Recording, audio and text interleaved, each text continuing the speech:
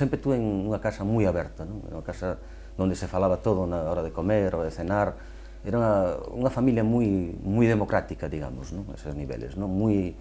Sin ningún tipo de prejuicios, totalmente, calquer cousa se comentaba, se falaba todo, e sobre todo unha familia que aprendías moitas cousas, porque era xente que tiña cultura, tanto as miñas tías, meus tíos, como miña abuela, que morreu sendo un cativo eu, pero recordo perfectamente que cosía moi ben, non? Recordo que facía traxes de galega, de azabache, lentejuela, tiña unha máquina belga, unha Cornelis que trouxeran de Madrid para facer os canutillos dos traxes de noite. Entonces, aquela casa era unha casa moi rica en matices, en sapiencias populares, e en ese sentido tiene certo nivel.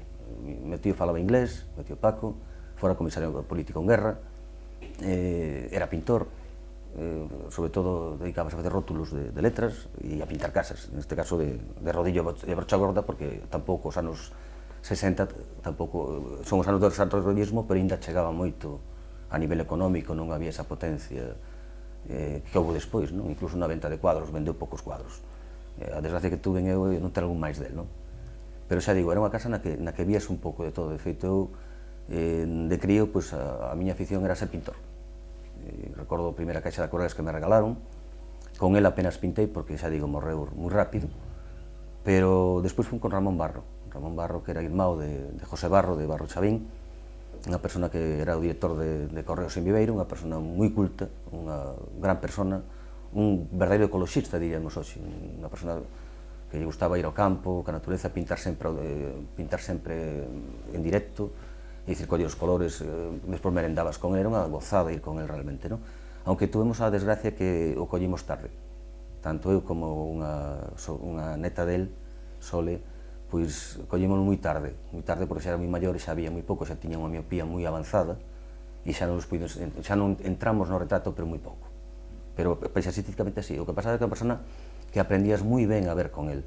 Eu recordo, por exemplo, o primer cuadro que lle levei, antes deso, un cuadro un cartón feito, daqueles que se preparaban con cola de conejo, Blanco de España, con os aprestos para aforrar pintura, naquele momento era unha época de aforre en todo, non?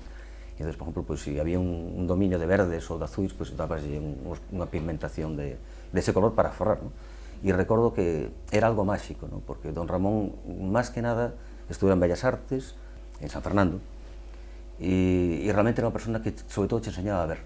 Eu recordo, por exemplo, unha vez que fixo un verde dun árbol todo igual, dixo, pero Carlos, pero non ves que aquí hai luces e sombras, non o ves? E como non o víamos, nos tumbou debaixo do árbol para que víramos o contraste do vento, como movía as follas, e como se colaba a luz, como había follas de distintos colores, é dicir, que era unha persona moi didáctica. E, sobre todo, era unha especie de pintor daqueles pintores antigos, como renacentistas, desta xente tan especial que facía todo a mão. É dicir, que todo se facía, todo se elaboraba, todo se reconvertía. Desde un cartón para pintar, bueno, pintar a óleo, por exemplo, con un lienzo, daquilo xa tiñes que ser un consagrado. O óleo normal era pintar con cartón e reconvertilo, e a veces borralo e volverlo a borrar. Recordo un ano que por culpa de miña nai estuve todo umbrado pintando 3 púcaros, acabei 2 púcaros, creo que os teño visto en todas as dimensións. É dicir, con un púcaro máis para forrar, pintábamlo con unha tiza destas así grandes de un carboncillo destos gordos, non? Todo era luces e sombras, unha luz sombra, pero eso sí, aprendes moito, pero aquel ano realmente acabei queimado, porque non ibas á playa, ou ibas tarde a bañarte a última hora, non xugabas o partido de fútbol previamente, non? E pasar todo o brao pintando 3 púcaros, pois a verdad, queimoume vivo. Pero non foi a culpa dele, foi a culpa de miña nai que dixo, enseñalle a dibuixar ben, que falla no dibuixo. E entón, claro, os críos que nos gustaba era o color, os pincéis, e tuve un ano, pero a partir de aí sí que me venguei, a partir de aí pintei sempre en adiante. E despois deixei-no, curiosamente, porque me deu un ataque de asma un día. Estas historias que fumabas a escondidas sin que superen en casa, íbamos á fonte, éramos do barrio da Feira, en Viveiro, había unha fonte que era a fonte, e está aínda, que é a fonte do Cadafalso, unha fonte do antigo convento de San Domingos, e ali collíamos un buche de agua con un pouco de sal, collíamos unha presa de sal dun almacén que estaba ali al lado, dun tal Salustio, que estaba aquí no suelo, dábamos uns enjuagues, chicle, bazocas, tirei explota e pa casa, non? E non se enteraba nadie, hasta que un día pintan a casa e fun a parte alta que estaba bardillada, cun día de brao de calor impresionante, e me deu reacción, non? Despois era alergia ao polen e ao polvo das mantas, pero nese momento Na casa se preocupara moitísimo, pensaba que tiña asma e empezou xa todo un rosario de vacunas, subidas e baixadas a Lugo constantemente, hasta que descubre, con os brazos totalmente marcados, hasta que se descubre o que, non? E iso foi o motivo de deixar a...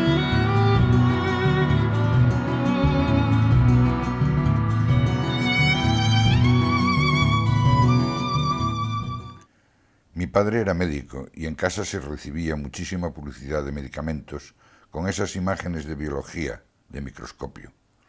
A mí me impactó mucho la idea de que lo microscópico y lo macroscópico se parecen mucho. La idea de que nosotros vivimos en la intersección entre estos dos mundos me sedujo mucho y la integré en mi trabajo desde muy al principio.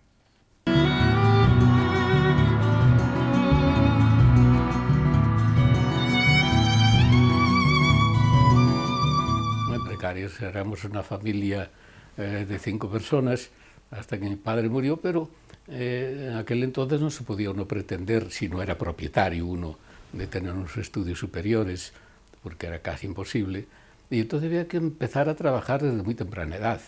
Y de aquella, pues, el ganar, empezando a trabajar de muy temprana edad era muy difícil, porque si uno quería entrar de aprendiz no le pagaban, casi tenía que pagar uno al patrón para que le enseñara.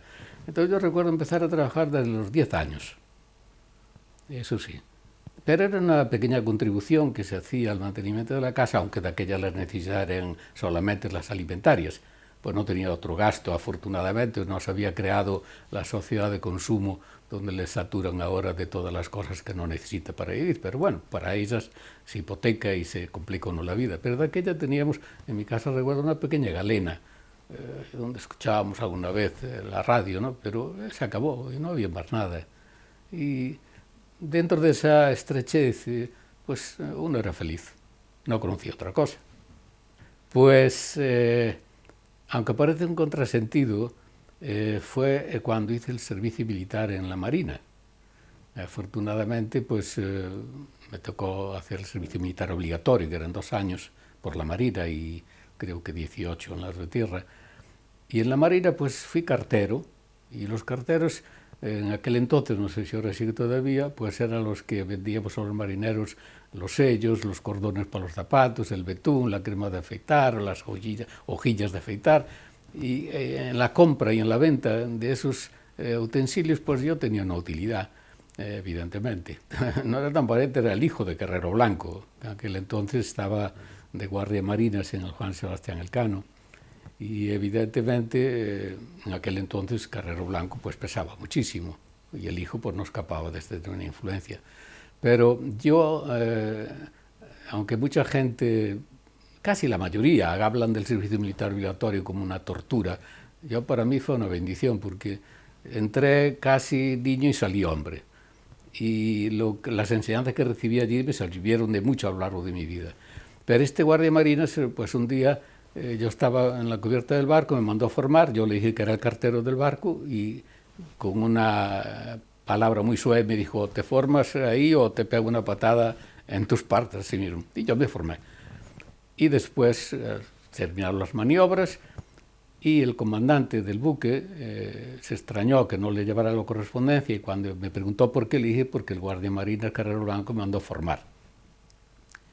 Y el comandante, que siempre lo tengo en mi memoria, pues, cosa que no se diría habitual, pero delante mía llamó al guardia marinas y le reprendió que fuera la última vez que le mandara formar al cartero de a bordo. Y por eso desde aquel entonces yo le tuve mucho respeto a este hombre. Pues sí recuerdo perfectamente que no estoy hablando de los extramuros de la ciudad, era el centro de Lugo, la calle San Froilán. Pues el 60% de las casas de la calle San Froilán no teníamos agua corriente. Mi madre iba a la fuente de San Fernando a buscar el agua en la sella y yo muchas veces pues iba a buscar agua en un garrafón en la fuente de San Fernando. O sea que era un contrasentido que en pleno siglo XX pues no teníamos agua corriente, pero yo casi me pondría a decir que casi el 60% de las casas no lo tenían.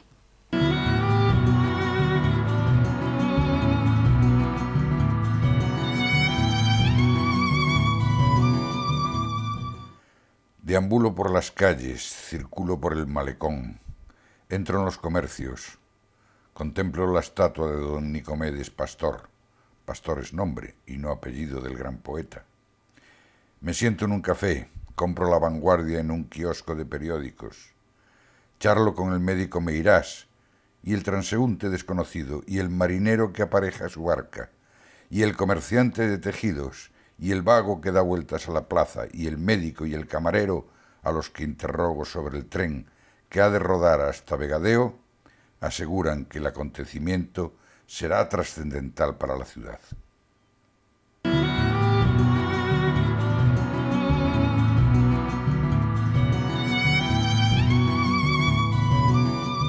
Poco, muy poco. No me gustaba el cine tampoco, ¿eh? No, muy poco. Iba a las verbenas, a los bailes cuando había, eso sí, pero después, no. Yo tuve novio antes y tuve mi hija, la tuve de soltera. Así que después me casé con él, pero ya tenía mi hija. ¿Sabe? Así que no fue de amistad nada. Decía que nada, que a mí que no me hacían otro hijo sin reconocerme la que tenían. Pues trabajé, andaba por restaurantes, por eso. Porque me gustaba la compañía de todos, ¿no? Además, se ganaba más. Trabajé en el Colón, no sé si lo conocían. Iba a trabajar los domingos y 10 festivos al baile a las carabelas con ellos. Yo iba para el mostrador para trabajar allí con ellos. Y después trabajé en el Covadonga. Trabajé en el Buide, si lo conocía. Y trabajé en el Permui, que era allí en La Milagrosa. Después me gustaba estar donde muchos, en compañía con muchos. Yo no trabajé en casas particulares, ninguna.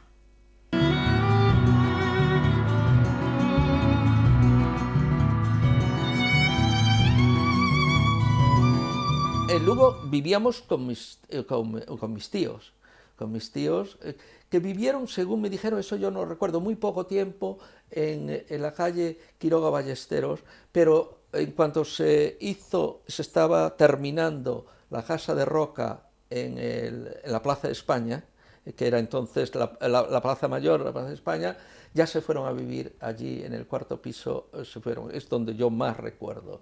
Y como digo, los amigos, Manolo, y después había un sastre en la primera, Ismael Sastre, y los hijos del sastre. Esto es donde pasamos 2 años, hasta que 2 años después, cuando va terminando la guerra, un poco antes, mi padre aparece en un campo de, no refugiados prisioneros, aunque él se había pasado, hubo que decir que era un hombre de derechas, que se lo habían llevado, era ya mayor, mayor, 36 años tenía, para hacer trincheras, y ya se vino. Entonces ellos, que tenían en Toledo el destino, la casa estaba saqueada, abandonada, y aquí Lugo pues había sido no había habido guerra realmente, y decidieron pedir un traslado que no fue difícil al parecer, y les dieron el traslado a España, a Lugo. Y ya nos quedamos aquí, primero la escuela, y luego ya inmediatamente yo, porque mi padre la consiguió y me hizo la Pascua, porque ingresé con 9 años en el instituto, 1 año más joven que todos mis compañeros, que en esas edades 1 año es mucho. Y yo siempre he hecho el bachillerato con la lengua afuera.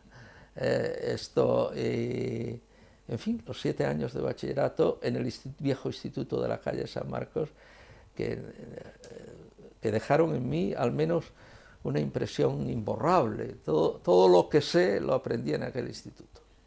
Y me acordé de que jugábamos en la calle a la pelota. Una pelota que era de trapo, muchas veces era un calcetín relleno de trapos, cosido, y con 2 piedras, ¿no? Y jugábamos a la pelota, y de vez en cuando el que estaba de portero, que viene un coche, a veces había un partido que no pasaba ningún coche, pero un coche, nos apartábamos y seguíamos jugando en adoquines, Claro, la libertad que gozaban los niños entonces era casi absoluta, porque la seguridad era absoluta, no nos soltaban después de comer, sobre todo en tiempo de vacaciones, y no volvíamos hasta la hora de la cena, que debido a que aquí en verano es muy tarde, eran cerca de las 10. A las 10, sí, a las 10, cuando sonaba el parte de Radio Nacional, había que estar en casa. Y no te preguntaban dónde estabas, porque ¿dónde ibas a estar? Pues en la calle con los amigos.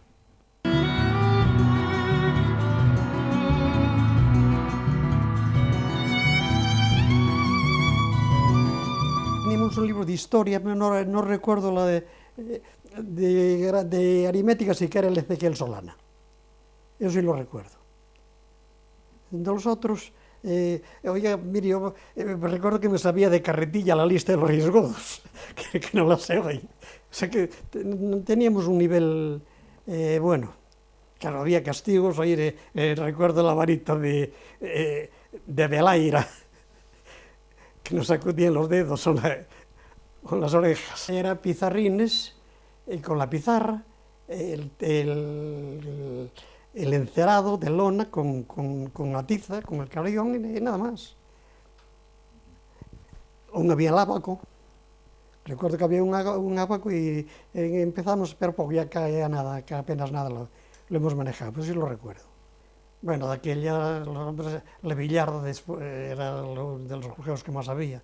Yo recuerdo que para mí era una ilusión, tenía un aro, que me lo habían hecho allí en Sarria, y andar con carrincha por la carretera allí en San Pedro, en el campo de San Pedro, era la ilusión mía. Claro, mi padre tenía yo 4 años cuando él falleció, y recuerdo que me había ido a Coruña y me regaló, me había traído una zorra, un carro que era con 4 ruedas y la pareja de bueyes muy bonito, lo conservé siempre y al venir a Sarria me lo rompieron. No quiero decir cómo. La verdad sentí por aquel juguete. Fui sano, únicamente, claro, de aquella había 2 médicos, uno que era el titular del Ayuntamiento de Láncar, don Julián Moreira, y había después allí al lado cerca de casa, en Armea, don Pedro de Revilar, también era médico, pero sí era raro, realmente no ejercía la profesión, era más labrador que médico. Solo recuerdo claro, en aquella época había que padecer tosferina, sarampión, varicela, parotiditis. Esas contábamos con ellas ya. Y efectivamente,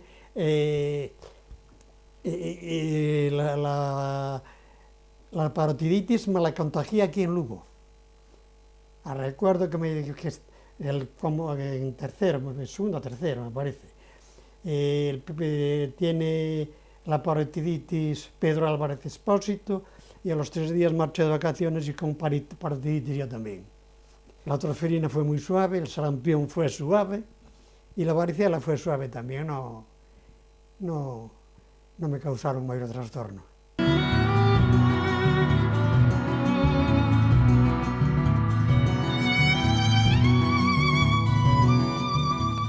Pois había caseiros, pero nós estábamos, eran dos casas xuntas, unha dos caseiros e outra nosa, e nós andábamos mezclados con todas as labores agrícolas.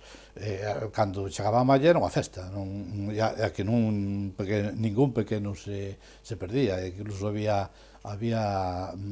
competencia para botar os mollos desde o Pico da Meda á Aira, rodando pola Meda abaixo. O sea, que aquilo era unha festa. Cada recolección tiña unha festa especial. Tiña o liño tamén, e despois eso tiña continuidade no inverno, porque logo había as fiadas, había que mazar o liño, reunías a xente. A maior parte dos traballos agrícolas eran da aldea en completo. A malla participaba toda a aldea. Na recollida do liño, na preparación do liño, pois participaba tamén toda a aldea en distintas casas. As noites de inverno pasábanse fiando e os homens xogando as cartas. E os pequenos polo medio, porque había sempre guerra para que nos fóramos para a cama antes cos maiores, pero bueno, tiñamos unhas veces eran máis permisivos e outras menos permisivos. Eso sí, nunca se marchaba nadie da cama sin rezar o rosario antes en familia. Sí, eso, a matanza era outra festa, porque ademais requeríase xente para que se axudara. Piñan as mulleres para preparar todos os intestinos dos cochos, os órganos que logo era unha festa degustalos tamén. Viña o matachín, viña xente para axudar a levantar, porque claro, unha matanza nunha casa, ao mellor eran de 6 ou 7 cochos que facían falta para a alimentación das familias. A vida na aldea era totalmente autóctona. Viñase a comprar algo á plaza Lugo cando había un enfermo. O pescado era de río, de mar nin se coñecía. Eso sí, había pescado en abundancia no río, había moitos caneiros, e tamén os pequenos peleábamos para ir cos maiores a pasar unha noite no caneiro, pescando anguilas, ou pescando troitas, ou pescando tal.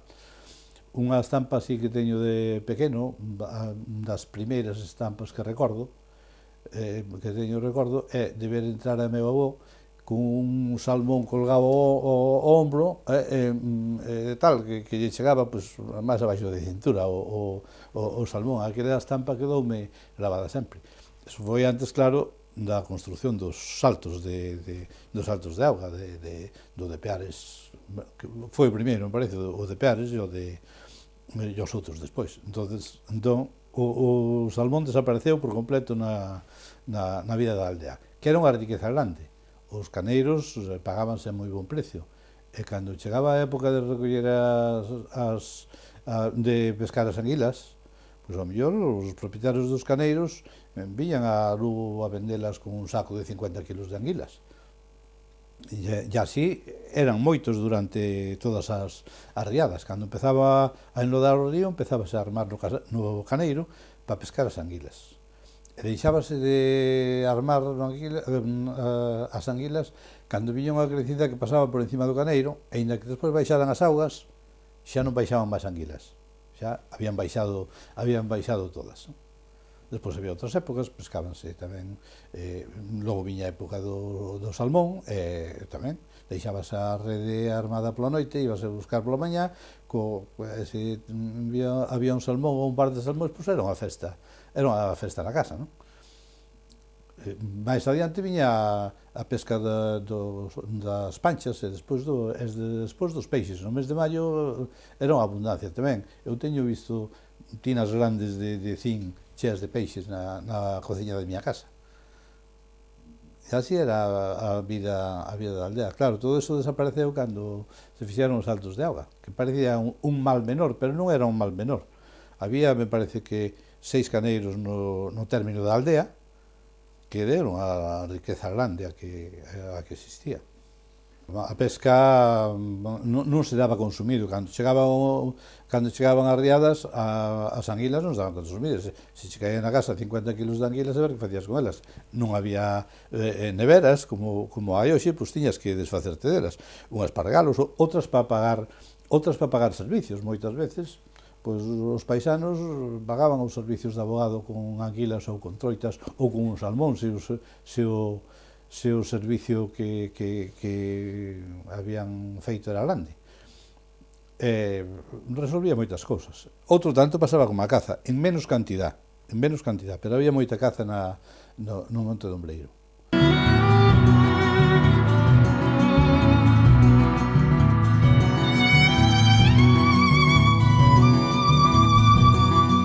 Éramos unos críos cuando, junto con mi hermano José, empezamos a hacer excursiones de varios días, los dos solos por la montaña de Ancares. A mis compañeros de clase no les permitían hacer esas cosas en aquel tiempo, pero nuestro padre, José del Valle Vázquez, nos animaba. Así que algo de culpa tiene en que hayamos salido así, en el mejor sentido de la expresión.